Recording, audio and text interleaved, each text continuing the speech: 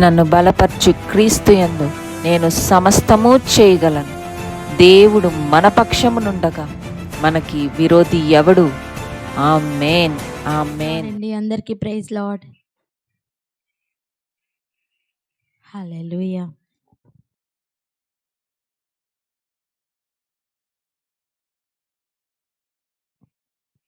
Hallelujah. Thank you Jesus, thank you master. రండి వెళ్దాం. కొరింథీయులకు రాసిన 2వ పత్రిక 6వ అధ్యాయం 18వ వచనం చదువుకుందాం. 6వ అధ్యాయం 18వ వచనం మొదటిగా చదువుకుందాం. 6:18 అండి.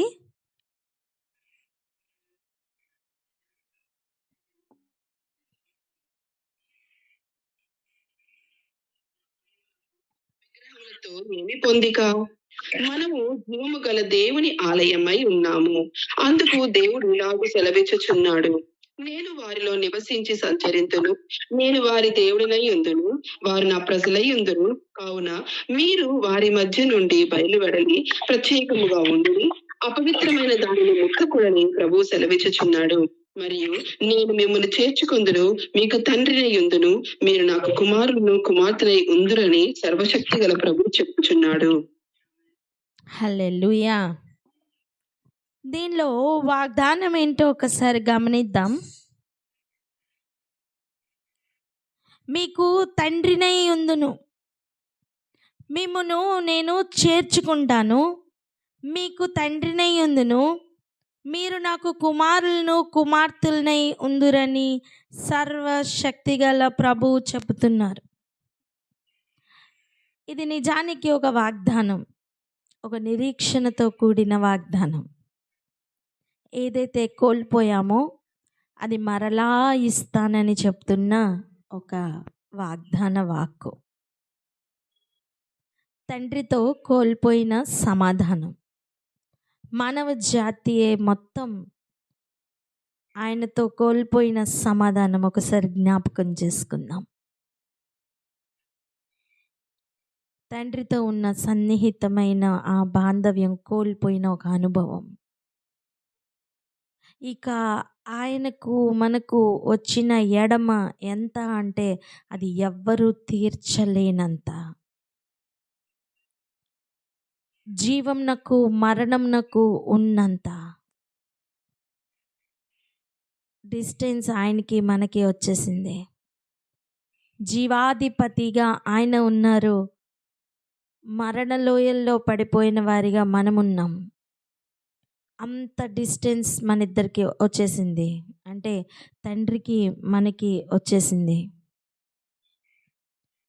కారణం ఒక్కటే, పాపం, ఆజ్ఞ అతిక్రమం, నిర్లక్ష్య వైఖరి. ఏది వద్దన్నారో దాని మీద మక్కువ, ఏది వద్దన్నారో అది రమ్యంగా కనపడడం, ఏ పనిలో పెట్టారో ఆ పని నుండి తొలగిపోయిన ఒక అనుభవం, దేని కొరకు నియమించారో ఆ నియమంలో నుండి తొలగిపోయిన ఒక అనుభవం. తండ్రికి మనకి తీసుకుని వచ్చిన దూరం ఎంత అంటే జీవం నుండి మరణం వరకు ఉన్నంత దూరం. దానిని తిరిగి మరలా ఐక్యపరచాలి అంటే జీవాధిపతి అయిన వాడు మరణమైతే తప్ప, మనం అంటాం కదా లోకంలో మాట్లాడేటప్పుడు, దేవుడే దిగొస్తే తప్ప అని, లేదా దేవుడే దిగి వచ్చినా సరే ఇది మారదు అనో అది మారదు అనో, ఆ పరిస్థితి అంత కఠినంగా ఉందనో, ఏదో ఒకటి మనం కొన్నిసార్లు ఈ మాటను కోట్ చేస్తూ ఉంటాం. దేవుడే దిగొచ్చినా సరే ఇది జరగదు అని అర్థం ఇంకెవరు మార్చలేని పరిస్థితి అని కదా, చేయి దాటిపోయిన పరిస్థితిని కదా సూచిస్తున్న మాటలు అవి. దేవునికి మనకి మధ్యలో వచ్చిన ఆ దూరం దేవుడే దిగొచ్చి సెట్ చేస్తే తప్ప మరలా సెట్ అవ్వలేనంత దూరం. ఆయనకు మనకు మధ్యలో వచ్చిన సమాధానంలో వచ్చిన ప్రాబ్లం, సమాధాన అధిపతియే దిగి వస్తే తప్ప సమాధానం లేని పరిస్థితులు సంతరించుకున్న అంత దూరం. ఒక్కసారి ఆలోచిద్దాం. మరణ ఛాయల్లో పడిపోయి జీవ మార్గమునకు కూడా మార్గము క్లోజ్ అయిపోయిన కాలం, ఏదైనా వనంలో నుండి బయటికి వెళ్ళగొట్టబడుతున్న సమయం. ఏదైనా వనంలో నుండి బయటికి వెళ్ళగొట్టబడుతున్న సమయం ఎటువంటి సమయం? జీవ మార్గములు క్లోజ్ అయిపోయిన సమయం. చెప్పండి అన్నమాట. జీవ మార్గములు క్లోజ్ అయిపోయాయని చెప్పండి.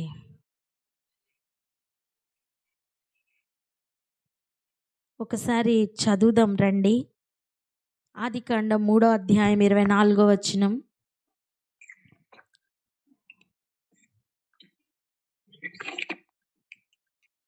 ఆదికాండము 3వ అధ్యాయము 24వ వచనము. అప్పుడు ఆయన ఆదామును వెళ్ళగొట్టి ఏదేను చోటకు తూర్పు దిక్కున కెరూబులను జీవవృక్షములకు పోవు మార్గమును కాచుటకు ఇటు అటు తిరుగుచున్న ఖడ్గజ్వాలను నిలబెట్టెను. అదే ఆదామును వెళ్ళగొట్టి మరలా ఆ తోటకు వెళ్ళలేని విధముగా తూర్పు దిక్కున ఎటువైపు అయితే దారి ఉందో అక్కడ కెరూబులను నిలవబెట్టి జీవవృక్షంనకు పోవు మార్గం, అర్థం జీవంనకు ఫలముగా ఉన్న వృక్షం యొక్క మార్గం అంటాను జీవ మార్గం అని.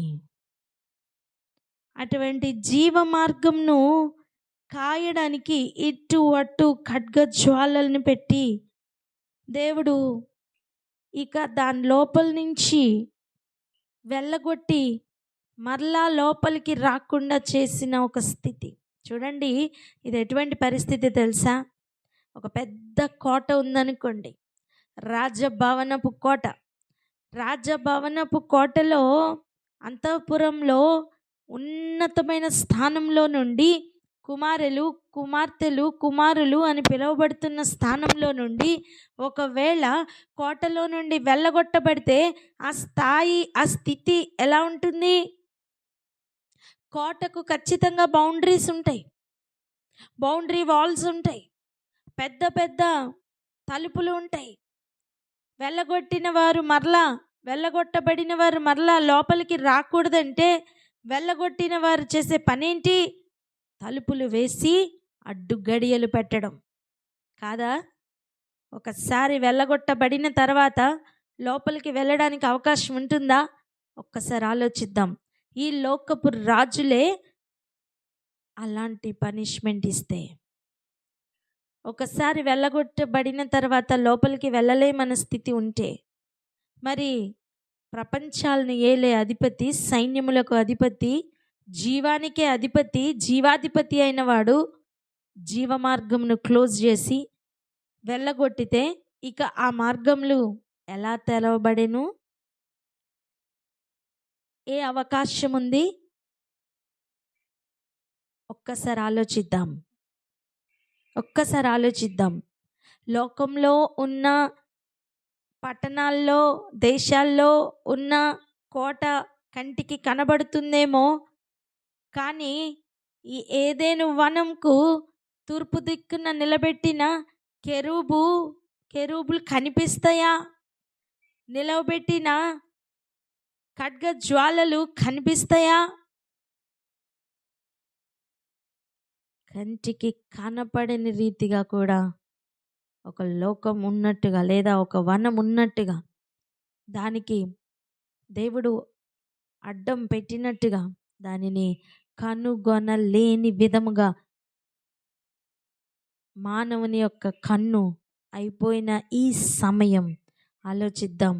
జీవ మార్గం మళ్ళీ ఎలా ఓపెన్ అవుతుంది? అక్కడుండే అనుభవం ఎటువంటిది? ప్రతి చల్లపూట దేవుడు వచ్చి మాట్లాడుతున్న అనుభవాలు కదా. ఏదైనా వనంలో ఉన్న అనుభవం ఏంటి? తండ్రిగా పిల్లలుగా ఉన్న అనుభవాలు కాదా? ఆదాము ఎవరు? దేవునికి కుమారుడు కాదా? అంటే దేవుడు తండ్రి స్థానంలో ఉన్నట్టు కాదా? అటువంటి అనుభవం కోల్పోయాం నాన్న మనం. ఎటువంటి అనుభవాన్ని కోల్పోయాం? అటువంటి అనుభవాన్ని కోల్పోయాం. లూకా సువార్తలో 3వ అధ్యాయంలో 38వ వచనం చూడండి. కైనాను ఏనోషుకు, ఏనోషు షేతుకు, షేతు ఆదాముకు, ఆదాము దేవునికి కుమారుడు. అంటే ఏంటి? దేవుడే తండ్రిగా ఉన్న అనుభవం. తండ్రి కుమారుల మధ్యలో వచ్చిన ఎడమ ఎలా పోడ్చబడేనో. ఇది ఎంతటి దౌర్భాగ్య స్థితి అంటే జీవాధిపతికి దూరమైన బ్రతుకులు మనవే.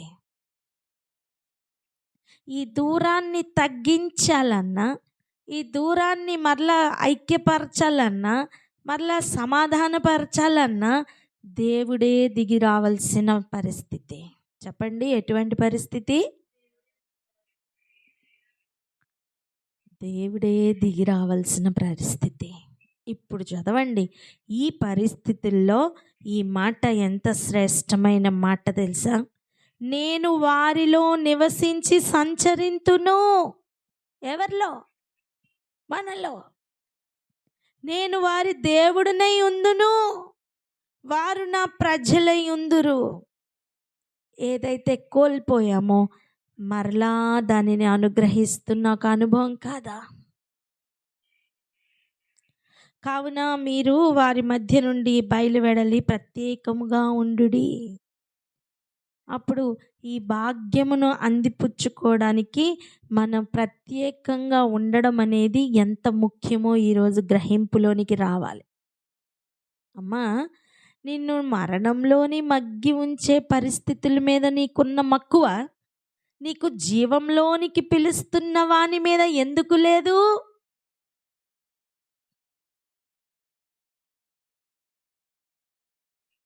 మరణంలోనే పట్టి లాగి ఉంచి పైకి లేవలేని స్థితిలో మగ్గి పెట్టి ఉంచుతున్న ఈ అవస్థలు ఉన్నాయే, అవి నీకు రమ్యముగా ఎందుకు కనిపిస్తున్నాయి నానా? అంటే నువ్వు కోల్పోయిన దాని విలువ నీకు ఇంకా అర్థం కాలేదా? అసలు ఏం కోల్పోయావో కూడా తెలియని పరిస్థితిలో బ్రతుకుతున్నావా ఏంటి? బాగానే ఉన్నాను, నేను ఆశీర్వదించబడ్డాను అనుకుంటూ మరణంలోనూ మరణ ఛాయల్లోనూ జీవితాన్ని గడిపేస్తున్న స్థితి ఇంకా చాలు. గుర్తుపడదాం. కోల్పోయిన వాటిని తిరిగి సంపాదించుకునే పనిలో పడదాం. చెప్పండి అన్నమాట. గుర్తుపడదాం. కోల్పోయిన వాటిని సంపాదించుకునే పనిలో పడదామని.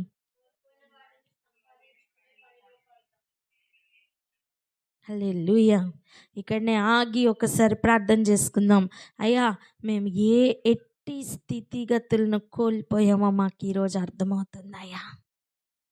ప్రతి చల్లపుట్ట మీరు వచ్చి ముచ్చటించే అనుభవాలు,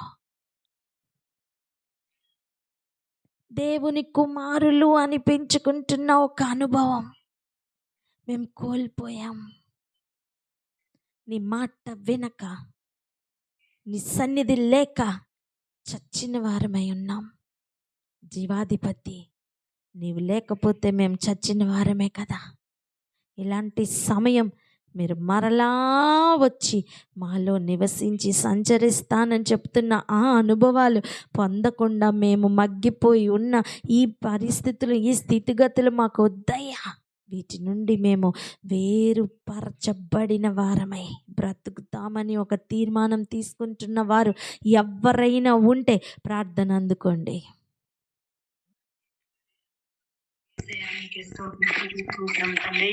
పరిశుద్ధ దైవ మహారాజా, అవును నా తండ్రి యేసయ్య, నువ్వెంత గనుడువో నాయన యేసయ్య. ఆయన నీ సన్నిధి, నీ సాన్నిధ్యము, ఆయన నీకు సన్నిహితంగా ఉండుట ఎంత మహిమకరమో ప్రభా. నా తండ్రి యేసయ్య, దేవాది దేవుడు, సర్వ సృష్టికర్తవు నాయన యేసయ్య. మా ఊహకు అందరి నాయన మహోన్నతుడు నాయన, నీ ప్రభావము గురించి మేము వినడమే నాయన యేసయ్య, కానీ ఇంకా మేము దాన్ని గ్రహించలేదు.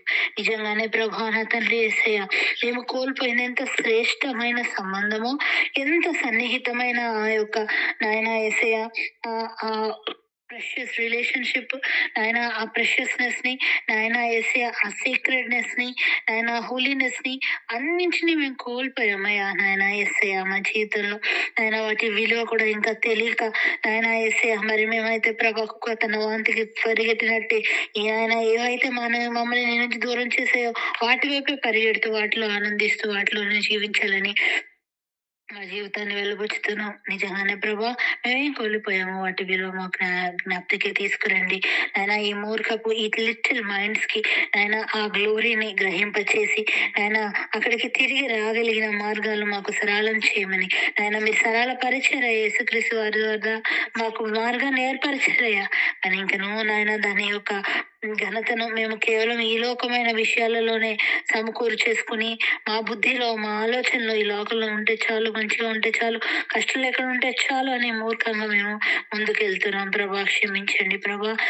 ఇవి మా నుంచి ఆ నిత్యమైన అనుబంధాన్ని దూరపరుస్తున్నాయని గ్రహించి వాటిని త్యజించి ఆయన యేసయ్య, నీ వైపు వేగిరంగా పరిగెట్టి నాయన నేను చేరుకుని మరలా నాయన యేసయ్య, మీరు నాయన యేసయ్య కుమారుడి స్థానం మాకు ఇస్తుండగా అందులో నాయన మేము ఉండగలుగుటకు నాయన యోగ్యతను సంపాదించుకుంటకు నాయన మమ్మల్ని నడిపించమని ప్రభా, కృప చూపించమని ప్రభా నాయన, మాకు గ్రహింపును, వివేచనను, జ్ఞానమును, తెలివిని దయచేయమని యేసునామమున ప్రార్థిస్తాం తండ్రి. ఆమేన్. ఆమేన్. ఆమేన్. హల్లెలూయా. హల్లెలూయా. ఆమేన్. ఇప్పుడు చూడండి, అందుకే ప్రభు ఏం చెప్తున్నారు తెలుసా? కావున మీరు వారి మధ్య నుండి బయలువెడలి ప్రత్యేకముగా ఉండుడి. రెండవది, అపవిత్రమైన దానిని ముట్టకుడి అని ప్రభువు చెప్తున్నారు. ఏంటట? అపవిత్రమైన దాన్ని ముట్టకుడి. అర్థం ఫిజికల్గా కనిపిస్తున్న థింగ్స్ మాత్రమేనా? దేవునికి అపవిత్రంగా కనిపిస్తున్న దేనినైనా ముట్టద్దు. చెప్పండి అన్నమాట.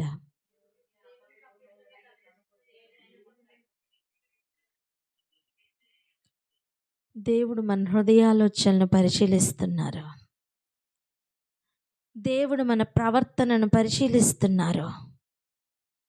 మార్పు వచ్చిందా లేదా అని పరిశీలన చేస్తున్నారు.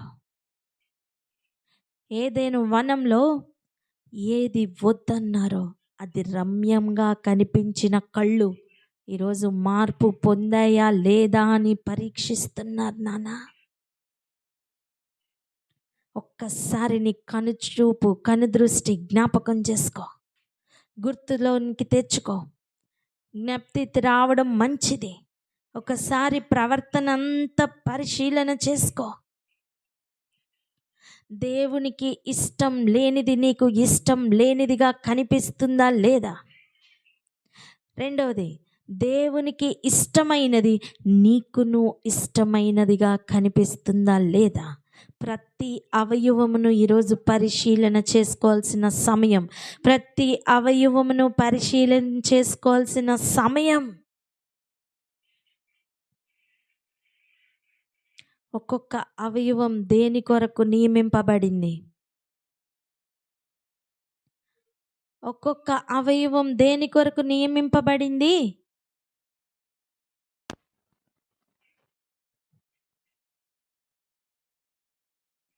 స్తోత్రం.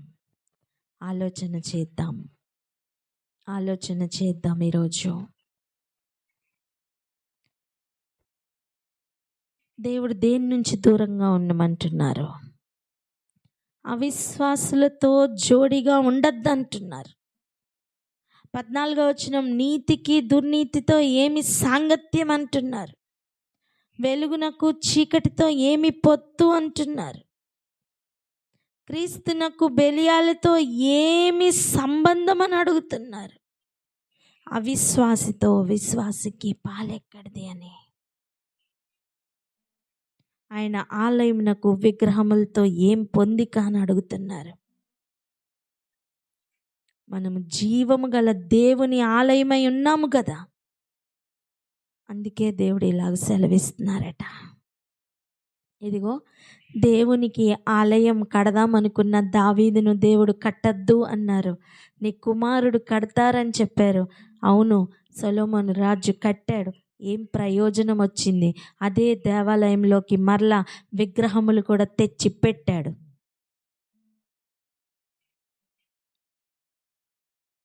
ఏ దేవాలయం అయితే దేవుని కొరకు కట్టించాడో అదే దేవాలయంలోకి విగ్రహాలు రావడానికి కారణమైన ఆ బ్రతుకు ఏం ప్రయోజనం? ఈరోజు మనల్ని ప్రత్యేకపరచుకొని బ్రతకమని ప్రభు చెప్తున్నారు. దేని నుంచి ప్రత్యేకపరచుకోమంటున్నారో తెలుసా? అవిశ్వాసి నుంచి, అవిశ్వాసము నుంచి, దుర్నీతి నుంచి, చీకటి నుంచి, దుర్నీతి నుంచి, చీకటి నుంచి, బెలియాల నుంచి, అవిశ్వాసం నుంచి దూరంగా ఉండమని, పవిత్రపరచుకొని అపవిత్రమైన దాన్ని ఇక ముట్టద్దని చెప్తున్న ఈ సమయం ఎందుకు ఇంత ప్రత్యేకంగా బ్రతకమంటున్నారు? ఒక్కటే కారణం, కోల్పోయిన దాన్ని మరలా ఇవ్వడానికి కాదా? ఏ మాట చెప్తున్నారో చూడండి. మరియు నేను మిమ్మును చేర్చుకొందును. ఏ దేవుడైతే అడ్డు గడియలు పెట్టారో, ఏ దేవుడైతే కెరూబులను నిలవబెట్టారో, ఏ దేవుడైతే ఖడ్గ జ్వాలలను నిలవబెట్టారో అదే దేవుడు కెరూబుల మధ్యలో నుంచి మాట్లాడడానికే ప్రత్యక్ష గుడారం కట్టమన్నారు. ఏ దేవుడైతే ఖడ్గ జ్వాలలను నిలవబెట్టారో అదే దేవుడు ఖడ్గము జ్వాలగా ఉన్న వాక్యమును ప్రవేశపెట్టారు. అదే దేవుడు మరలా సాంగత్యం చేయడానికి పవిత్రపరచుకోమని పిలుస్తున్న పిలుపు నీ చెవులకి ఎందుకు వినపడట్లేదు? ఎందుకు నిర్లక్ష్యం? ఒక్కసారి ఆలోచిస్తావా? కోల్పోయిన బ్రతుకును మరలా ఇవ్వడానికి దేవుడు పిలుస్తుంటే నువ్వు ఏం అడుగుతున్నావు?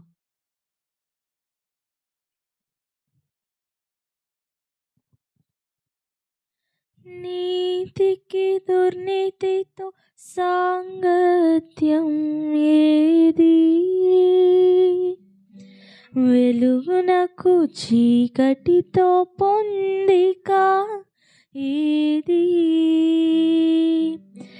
నీతికి దుర్నీతితో సాంగత్యం ఏది? వెలుగునకు చీకటితో పొందిక ఏది? విడిచిపెట్టాను, వేరయ్యాను, పాపమైనది నే ముట్టనయ్యా. విడిచిపెట్టాను, వేరయ్యాను, పాపమైనది నే ముట్టనయ్యా. అబ్బా తండ్రి, నిన్నే పాడేదన్, ఆయువో దినమెల్లా నిన్నే పొగడేదన్. అబ్బా తండ్రి,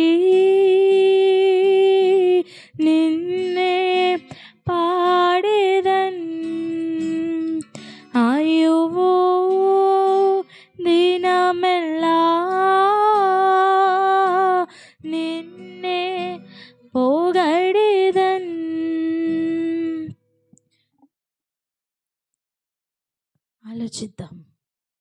నీతికి దుర్నీతితో సాంగత్యం లేదు నాన్న. నిన్ను ప్రత్యేకపరచుకోమంటున్నది జీవంలోనికి నడిపించడానికి, అంతేగాని నిన్ను ఆ చీకట్లో మగ్గి ఉండడానికి కాదు.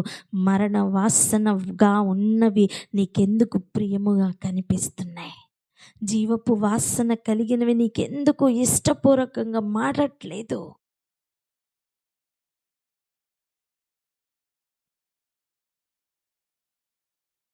ఏది శాశ్వతమైనదో, ఏది మంచిదో, ఏది శ్రేష్టమైనదో, ఏది మహిమ గలదో అది నీ కళ్ళకు ఎందుకు రమ్యముగా కనపడట్లేదు? కారణం ఏంటో తెలుసా? ఆ రోజు ఏదైనా వనంలో అపవాది ఏవ మాటలైతే అవ్వమ్మతో మాట్లాడినప్పుడు ఆమె మైండ్లో ఆ మాటలు పిక్చర్ అయిపోయాయో, ఆ మాటలు ఇంకా చెరగట్లా.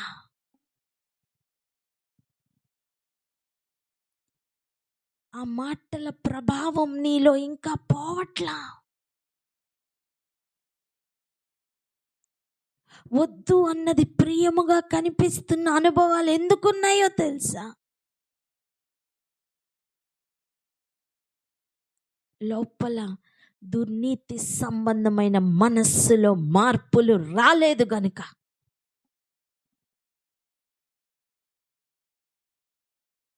సత్య విషయమైన అభిలాష అధికము కావట్లేదు గనుక, సత్యం కొరకు ఎదురు చూస్తున్న ఆత్మలు మాత్రమే ఆయనకు కావాలి. నీతిని నెరవేర్చాలన్న ఆశ కలిగిన ప్రాణములు మాత్రమే ఆయనకు కావాలి. భయంకరమైన ఫిల్టరేషన్ జరుగుతుంది. మనం ఊహించలేనంత ఫిల్టరేషన్ జరుగుతుంది.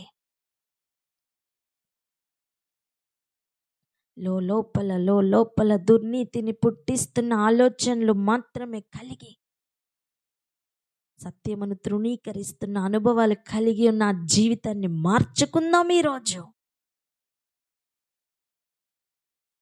ప్రభు ఇస్తున్న పిలుపు అంత చులకనగా కనిపిస్తుందా? అంత చీప్గా కనిపిస్తుందా? తెలుసా, నీ పితరులు నా పితరులు కాలిపోతున్న వారు మొరలు పెడుతున్నారు. ఏమని తెలుసా? భూమి మీద ఉన్న మా ప్రియులు ఈ స్థలానికి రాకూడదని. వేదన పొందుతున్న స్థలంలో కాలిపోతున్న మన పితరులు మొరపెడుతున్నారు నాన్న. ఏమని తెలుసా? మనం అంటాం చూసాం, పగవాడికి కూడా ఈ కష్టం రాకూడదని. నిజంగా వాళ్ళు అక్కడ మొరపెడుతున్నారు. ఏమని తెలుసా? భూమి మీద ఉన్న మా తరములు ఇక్కడికి రాకూడదని వారు మొరపెడుతున్నారు. కేవలం వారి మొరను బట్టి, ఇంకా దేవుని యొక్క సంకల్పంను బట్టి ఈరోజు ఈ మాటలు నీ చెవులో పడుతున్నాయి. ఇప్పటికైనా దుర్నీతి సంబంధమైన మనస్సును విడిచిపెడదాం.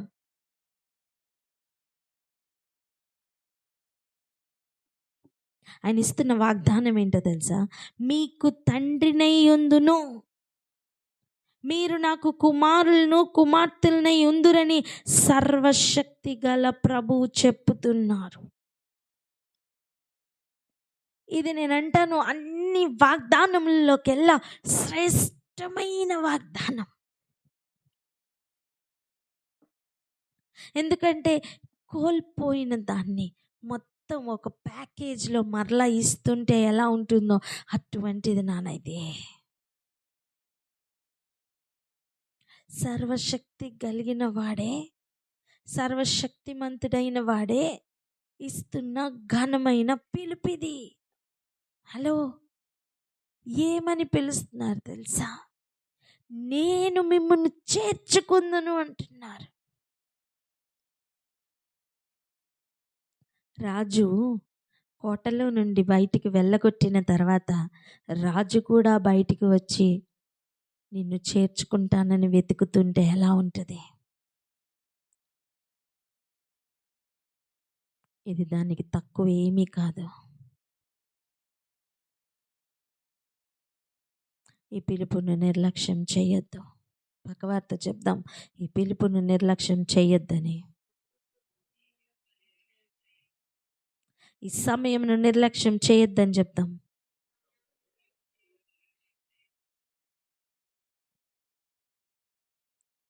ఎవరైనా ప్రార్థన అందుకోండి. రాజా మహోన్నతుడా, మీకు వందనాలు, స్తుతి స్తోత్రములు చెల్లించుకుంటున్నాము తండ్రి. అవును ప్రభు యేసయ్య తండ్రి, ఊహించని రీతిగా తండ్రి, ఊహకు అందని రీతిగా తండ్రి నాయన అయ్యా మీరు ఫిల్టరేషన్ చేస్తున్నారు ప్రభు. అయ్యా మీరు ఎన్నుకుంటున్నారు ప్రభు యేసయ్య. పరలోకపు నీతిని జరిగించే వారి కొరకే మీ కన్నులు వెతుకుచున్నాయి తండ్రి. దుర్నీతిని విసర్జించే వారి కొరకే మీ కన్నులు తండ్రి ఆశగా ఎదురు చూస్తున్నాయి ప్రభు. విశ్వాసంతో నింపబడిన వారి కొరకై తండ్రి నాయన అయ్యా ఎదురు చూస్తున్నాయి ప్రభు. ఇదిగో తండ్రి నాయన ఇట్టి విశ్వాసము లేక, ఇట్టి నీతి లేక అయ్యా ప్రభు మా పితరులు ప్రభు యేసయ్య తండ్రి నాయన అయ్యా ప్రభు మండుతూ కాలిపోతూ తండ్రి నాయన ఇదిగో ప్రభు ధనవంతుడి పక్షంలో ఉండిపోయి తండ్రి నాయన వారందరూ కాలిపోతుండగా ఇదిగో తండ్రి మా కొరకు మొర్ర పెట్టుకుంటున్నారు తండ్రి నాయన. అటువంటి స్థితిలోనికి ఆ ప్లేస్ కి మేము ఎవ్వరము కూడా రాకూడదని తండ్రి మొర్ర పెట్టుకుంటున్నారు ప్రభు. ఇదిగో తండ్రి నాయన యేసయ్య తండ్రి, మేము ప్రభు యేసయ్య తండ్రి నాయన అక్కడికి వెళ్ళకూడదు నా తండ్రి. మా బిడ్డలు వెళ్ళకూడదు నా తండ్రి. మా కుటుంబాలు, మా సంఘాలు ఎవ్వరు వెళ్ళకూడదు నా తండ్రి నాయన. మీకు స్తోత్రంలో చెల్లించుకుంటున్నామయ్యా. మీరు ఎంతో కృప చూపించి ఈ మాటలన్నీ మాకు నేర్పిస్తున్నారు ప్రభు. చెప్పుచున్నారు తండ్రి నాయన నీతి కార్యములు జరిగించమని అయ్యా ప్రభు మీరు మాకు చెప్పుచున్నారు, ప్రార్థన చేయిస్తున్నారు ప్రభు. ఇదిగో తండ్రి మీకు వందనాలు, స్తుతి స్తోత్రములు చెల్లించుకుంటున్నామయ్యా. ఆ ఫిల్టరేషన్ మేమందరము తండ్రి నాయన నీ పక్షముగా అయ్యా నీవు ఎన్నుకున్న ఆ ఎన్నికలోనికి మీరు ఎంచుకున్న ఆ యొక్క తండ్రి ప్రభు ఇదిగో జన్మ జీవపు వాసన పొందుకున్న వారమై తండ్రి నాయన మేమందరము తండ్రి నాయన నిలబడి ఉండే కృపను అనుగ్రహించమని ప్రార్థిస్తున్నాము తండ్రి. మీకు స్తోత్రములు, హల్లెలూయా. మీకే వందనాలు, స్తుతి స్తోత్రములు చెల్లించుకుంటున్నాము తండ్రి. అయ్యా ప్రభు యేసయ్య జీవపు వాసన తండ్రి నేను మేము ఎక్కువగా ఇంకనూ తండ్రి నేను ఆశగా తండ్రి పొందుకోవాలయ్యా. మరణ వాసన ఛాయలైనను వాటంతటిని పూర్తిగా విసర్జించాలయ్యా. మాకు ఏర్పరిచిన అవయవములు తండ్రి నాయన యేసయ్య ప్రభు యేసయ్య తండ్రి పరలోకపు నీతిని నెరవేర్చులాగిన తండ్రి నాయన యేసయ్య ప్రతి అవయవము తండ్రి క్రీస్తుతో అతకబడిన అవయవములుగా తండ్రి నాయన యేసయ్య క్రీస్తు యొక్క నీతిని క్రీస్తు నేర్పించిన పాఠాలను నెరవేర్చే అవయవములుగా ప్రతి అవయవము ఉండాలి తండ్రి. మా కళ్ళను, మా చెవులను, మా నోటిని అయ్యా మా శ్వాసల యొక్క తండ్రి ప్రతి ఒక్క హార్మోన్ ని, ప్రతి ఒక్క ఎంజైమ్ ని, ప్రతి ఒక్క తండ్రి నేను అవయవములు తండ్రి ప్రతి రక్తపు కణములు తండ్రి నాయన మీ రక్తము చేత అనుదినము శుద్ధీకరించిన ఆయన అయ్యా ప్రభువా యేసయ్య చేసే దోషములు చేసే తప్పులు వంక మరలా మేము తండ్రి వెనుకకు తండ్రి నాయన యేసయ్య నూతనముగా తండ్రి నాయన క్రీస్తులో కట్టబడుతూ తండ్రి మీ కృపను గ్రహించమని వేడుకుంటున్నాము తండ్రి. మీకు స్తుతి స్తోత్రములు చెల్లించుకుంటున్నామయ్యా. జీవపు వాసన వైపుకు తండ్రి మా అడుగులు, మా పరుగులు పెట్టలాగా దీవించమని ప్రార్థిస్తున్నామయ్యా. మీకు వందనాలు తండ్రి నాయన మీరు ఇస్తున్న గొప్ప వాగ్దానం బట్టి వందనాలు తండ్రి. మీరు మాకు మరలా తండ్రిగా అయ్యా కోల్పోయిన ఆ యొక్క తండ్రి నాయన ప్రభు ఖడ్గ జ్వాలలు పెట్టిన ఆ యొక్క స్థలములోని ఏదైతే కోల్పోయి ఉన్నామో తిరిగి మాకు ఇచ్చుటకు తండ్రి మీరు మాకు తండ్రిగాను మేము మీకు కుమారులు కుమార్తెలుగా ఉండటకు తండ్రి పిలుస్తున్న దేవా ఆ పిలుపుకు తగిన జీవితం బ్రతుకులాగిన తండ్రి మీరే మమ్మల్ని దీవించమని ఆశీర్వదించమని అయ్యా ప్రభు మా కృపకు ఆ కృపకు మేమందరం పాత్రలు అగునట్లు దీవించమని యేసయ్య అతి పరిశుద్ధ నామమున ప్రార్థించి వేడుకొని పొంది ఉన్నాం తండ్రి. Amen. Amen amen. Thank you Jesus. Hallelujah. Thank you Lord. ఇప్పుడు ఆలోచిద్దాం, ఇది ఒక వాగ్దానమే కదా, ఇది ఉన్న వాగ్దానముల్లోకెల్లా శ్రేష్టమైన వాగ్దానమే కదా. ఇది శ్రేష్టమైన వాగ్దానం కాదా?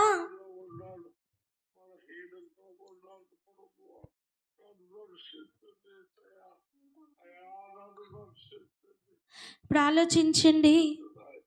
7వ అధ్యాయం 1వ వచనం చదువుకుందాం. ఎవరు డిస్టర్బ్ అవ్వద్దు, దయచేసి మ్యూట్లో పెట్టుకోండి, వాక్యం వినండి. 7వ అధ్యాయం 1వ వచనం చదువుకుందాం.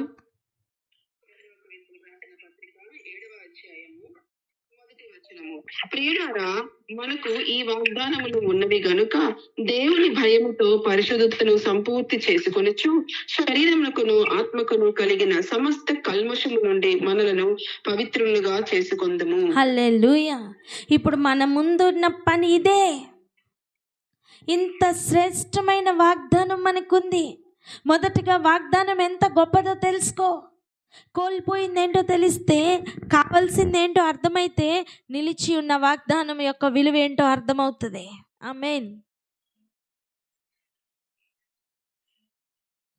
అందుకే పిలుస్తున్న ఒక పిలుపు చూడండి ప్రియులారా. మనకు ఈ వాగ్దానములు ఉన్నవి కనుక ఏం చేద్దాం? దేవుని భయముతో పరిశుద్ధతను సంపూర్తి చేసుకుంటూ, ఏంటట?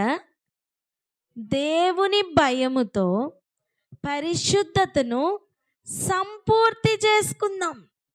హల్లెలూయా. కొంచెం పరిశుద్ధత, కొంచెం అపవిత్రత. నేను అన్ని విషయాల్ని ఓర్చుకుంటానండి, ఈ ఒక్క విషయం మాత్రం నా వల్ల కాదండి. అవునా? అయితే నిన్ను చేర్చుకోవడం కూడా దేవుని వల్ల కాదు.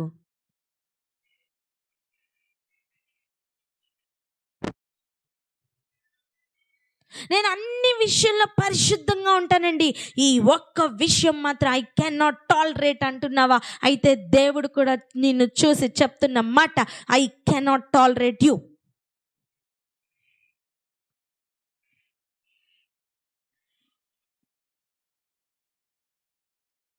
పరిశుద్ధతని కూడా సంపూర్తి చేసుకుంటున్న ఒక లెవెల్ ఉంది నాన్న.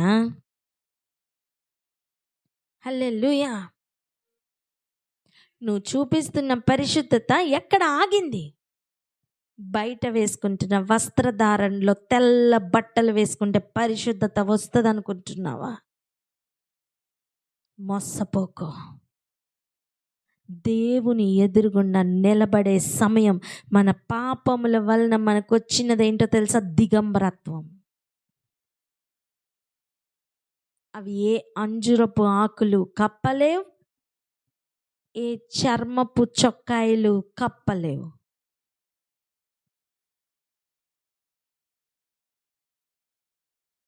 దేవుడు ఇస్తున్న వస్త్రములు మాత్రమే మనం ధరిస్తే అవి కప్పబడతాయి.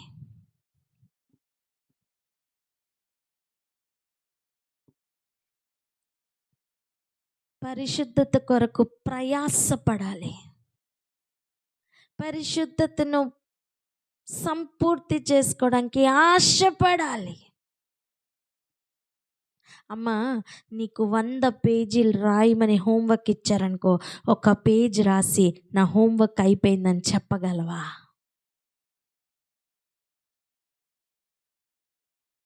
కనీసం 99 పేజీలు రాసి అయిపోయింది నా హోంవర్క్ అని చెప్పగలవా?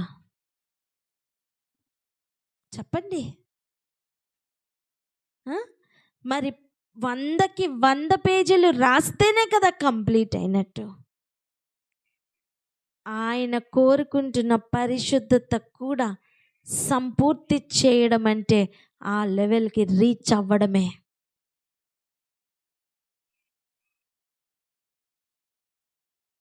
ఇంటి నుండా పరిశుద్ధుల్ని కూర్చోపెట్టుకొని పక్కన ఒక దొంగను కూడా కూర్చోపెట్టుకుంటే అది పరిశుద్ధతనా? దొంగ దేనికి వస్తాడు? దోచుకొనడానికి, వీలైతే చంపడానికి.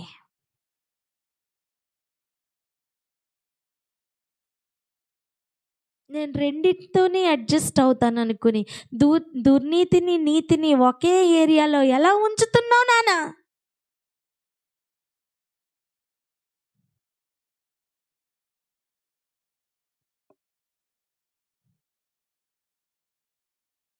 క్రీస్తుకు బెలియాలతో ఏం సంబంధం?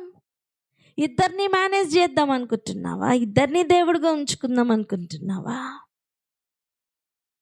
అటు లోకంను స్నేహిస్తూ, ఇటు దేవుణ్ణి స్నేహిస్తూ, ఎలా రెండింటిని మేనేజ్ చేస్తూ ఆహాహా ఎంత చక్కగా బ్రతికేస్తున్నాను అనుకొని వేషధారణ రూపంలో వెళ్తూ ఎవరిని మోసం చేసుకుంటున్నావు తెలుసా? నిన్ను నువ్వే మోసం చేసుకుంటున్నావు. మన రహస్య పాపములు ఆయన ఎదురుగుండా తేటగా కనిపిస్తున్నాయి. మన ఆలోచనలన్నీ ఆయన ఎదురుగుండా తేటగా కనిపిస్తున్నాయి. నోటి మాట ఎంత చండాలంగా మాట్లాడుతున్నావు, హృదయపు ఆలోచనలు ఎంత దరిద్రంగా ఉన్నాయి, ఎంత కపటంగా ఉన్నాయి. ఒక్కసారి ఆలోచిస్తున్నావా ఏం మాట్లాడుతున్నావో? నోటికి ఎంత వస్తే అంత తోలనాడుతూ ఏం సాధిస్తున్నావు? ఏం సాధిస్తున్నావు? ఏం సాధిస్తున్నావు?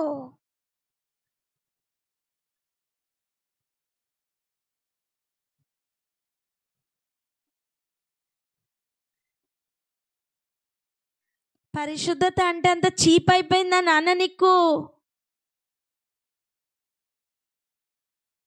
దేవుని భయం ఉందా?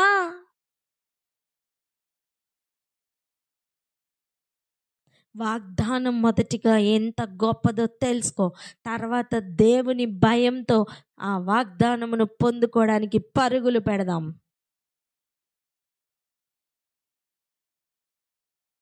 బహుమానాలు తర్వాత, ముందు పరిశుద్ధతను కాపాడుకుందాం.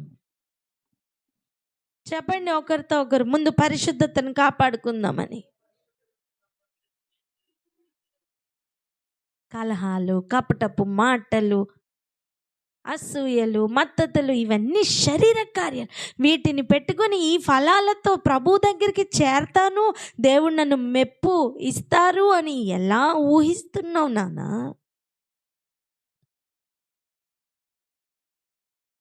సోషల్ ఎగ్జామ్కి మ్యాథ్స్ ఆన్సర్ షీట్ ఇచ్చినట్టుంది మన బతుకులు. ఎలా ఉన్నాయి? ప్రభు అడుగుతున్నదేంటి, మనం రాస్తున్న సమాధానం ఏంటి? పొత్తే లేదు, అసలు పోలిక అసలు లేదు.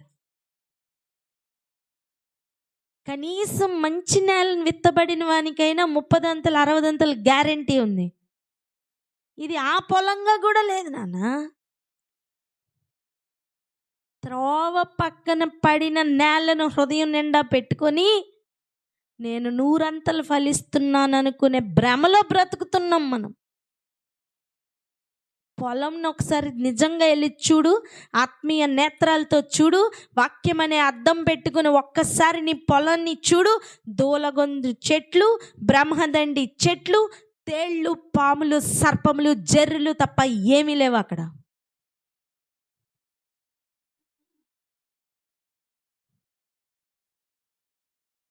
మిడునాగు గుడ్లు, ఎగిరే సర్పాలు తప్ప ఏమీ లేవు అక్కడ.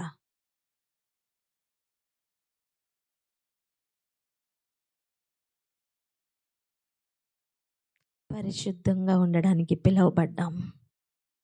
బ్రతుకును మార్చుకుందాం. వాక్యం అనే అద్దంలో చూసుకుందాం, సరిపోల్చుకుందాం. పరిశుద్ధుడైన వాడు ఇంకెవ్వరు లేరు, ప్రభు తప్ప. మనుషులతో పోల్చుకొని అలసిపోకు నాన్న. మనుషులతో పోల్చుకొని ఓడిపోకు. ప్రభుతో పోల్చుకో. ఎంత దీనుడుగా, ఎంత తగ్గించుకున్నారో ప్రభు తెలుసా? అంతగా హెచ్చింపబడ్డారు. ఇక్కడ నువ్వు ఎంత హెచ్చించుకుంటున్నావో నీ జీవితం అంత తగ్గించబడుతుంది. నీకు అర్థమవుతుందా? నేను నేను నేను అనుకుంటున్నావే, నేను అనేది చచ్చిపోకుండా ప్రభు మనలో బ్రతకలేరు. ఆ పునరుద్ధానుడు ఆ పునరుద్ధానపు శక్తితో నింపి పరిశుద్ధతను సంపూర్తి చేయగల సమర్థుడు ఆయన. చెప్తావా ఈ మాట? పరిశుద్ధతను సంపూర్తి చేయగలిగిన వాడు ఆయన ఒక్కడే అని.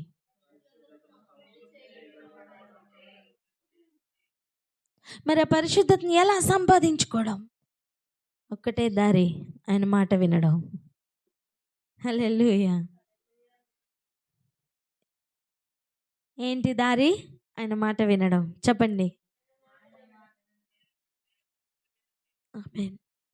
ఏది వద్దన్నారో అది వదిలేద్దాం. చెడ్డ మాటలు, కపటపు మాటలు వద్దన్నారు కదా, వదిలేద్దామమ్మా. పక్కవారితో చెప్పండి, వదిలేద్దామమ్మా అని. బ్రతిమాలాడి చెప్పండి, వదిలేద్దామమ్మా అని. సొంత ప్రాణంతో చెప్పండి, వదిలేయి అని.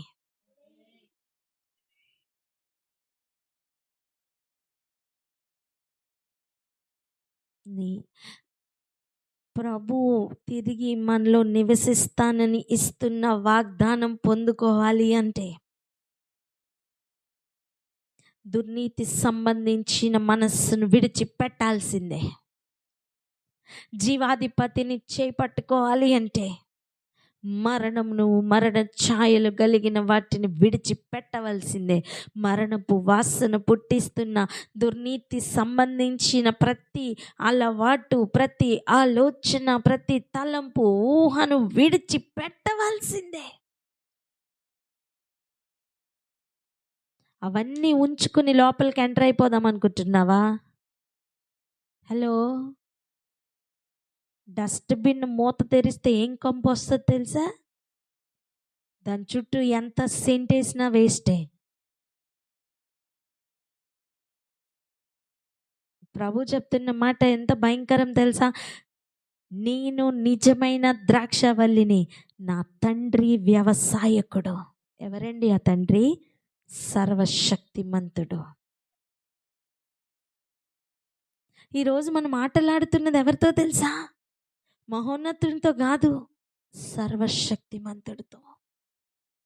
ఎందుకు తెలుసా? ఈ వాగ్దానం ఇచ్చింది మహోన్నతుడు కాదు, సర్వశక్తిమంతుడు. అర్థం, స్వయంగా దేవుడు, తండ్రి అయిన దేవుడు.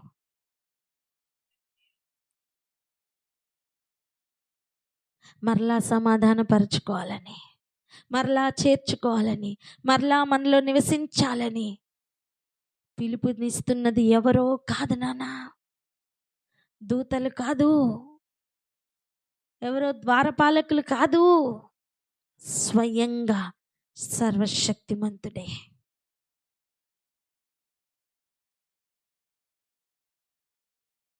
దేవుని యందు భయం కలిగి పరిశుద్ధతను సంపూర్తి చేసే పనిలో ఉందాం.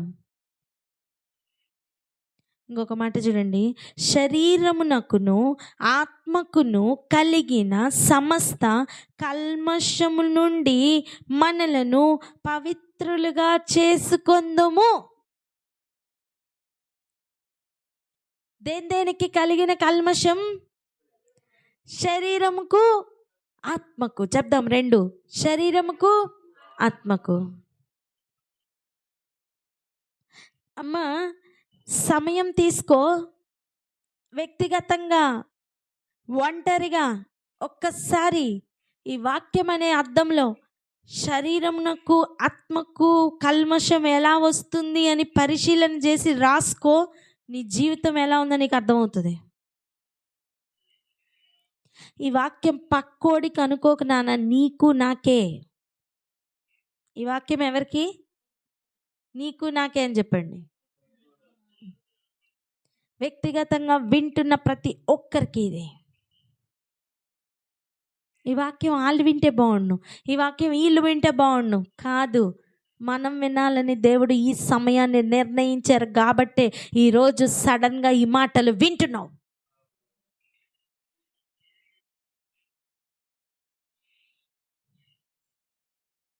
తప్పించుకొని తిరిగిన కాలం చాలు. శరీరానికి కలుగు చేసుకున్న కల్మషం ఇక చాలు. దానిని విడిచిపెట్టి కడుక్కొని పవిత్రపరచుకోకపోతే దేవుడిస్తున్న లాస్ట్ ఛాన్స్, అవకాశం కోల్పోతావు.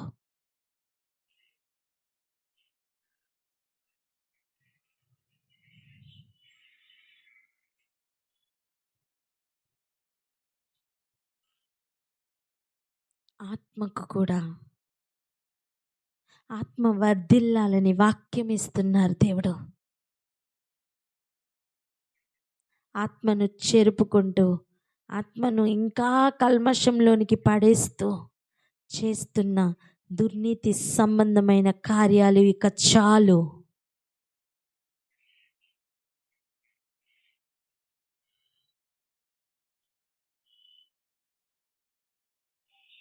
వినడానికి మనసుందా? సమయం ఆసన్నమైంది.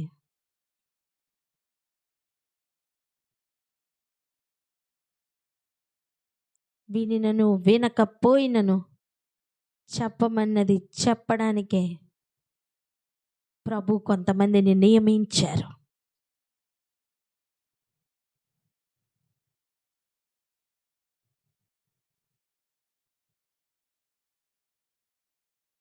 ఆ మాటలను శక్తివంతముగా తీసుకుంటావా? మంచిది. నిర్లక్ష్యం తీసుకుంటావా? నిర్లక్ష్యంగా తీసుకుంటావా? నీ ఇష్టం.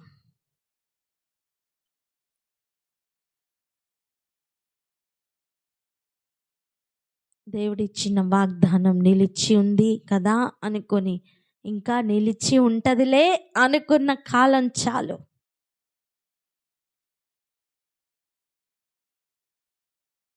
జాగ్రత్త పడదాం.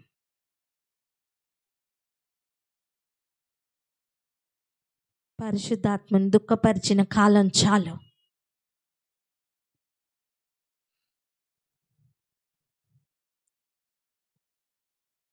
మూటగట్టుకుంటున్న పాపం చాలు.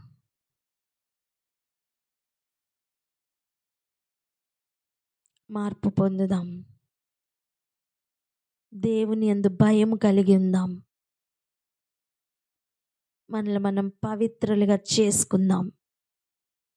మన వల్ల కానివి దేవుడు పవిత్రపరచడానికి ఆయా పరిస్థితుల గుండా తీసుకుని వెళ్ళి మౌల్డ్ చేస్తారు. చివరిగా ఒక్క మాట విను.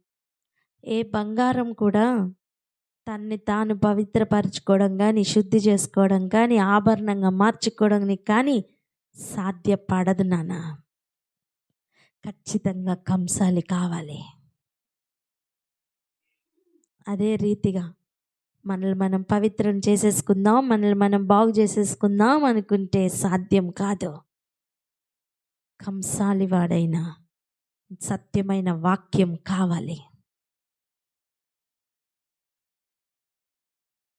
ఎక్కడ కాల్చాలో, ఎక్కడ సుత్తి దెబ్బలు వేయాలో, ఎక్కడ మౌల్డ్ చేయాలో, ఎక్కడ లాగాలో, ఎక్కడ జాగ్రత్తగా దాన్ని ట్యూన్ చేయాలో అన్నీ ఎరిగిన కంసాలి చేతిలోనికి వెళ్దాం.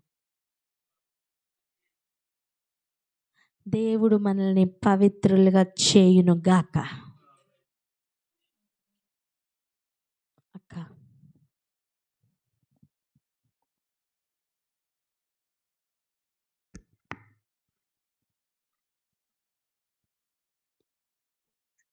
హల్లెలూయా.